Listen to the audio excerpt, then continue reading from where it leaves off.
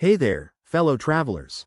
If you're a Chase Sapphire cardholder, you're in for a treat because today we're breaking down how to use that handy rental car insurance feature. Whether you're planning a road trip or just need a quick rental, this coverage can save you a bundle on extra fees. Let's dive right in. First off, what exactly is Chase Sapphire rental car insurance? It's a perk that comes with your Chase Sapphire Preferred, Reserve, or other eligible cards. This insurance typically provides secondary coverage for damage to the rental car, meaning it kicks in after your primary auto insurance. But remember, it's not primary, so check your personal policy first to avoid any surprises. Now, how do you actually use it? Step 1.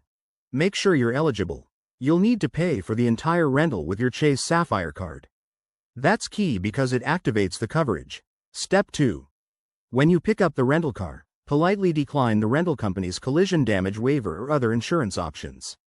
This way, you're relying on your card's benefits. Step 3.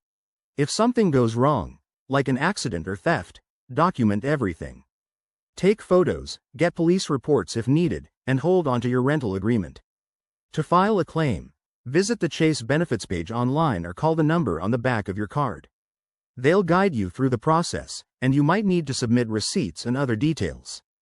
A few tips to keep in mind.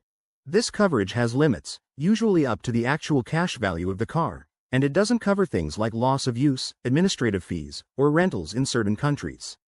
Always read the fine print on Chase's website. Oh, and one more thing.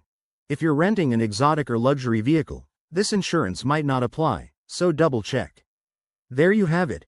Using Chase Sapphire rental car insurance is straightforward and can make your travels stress-free. If you found this helpful, give it a thumbs up, subscribe for more travel tips, and drop a comment if you have questions. Safe journeys, everyone. Thanks for watching.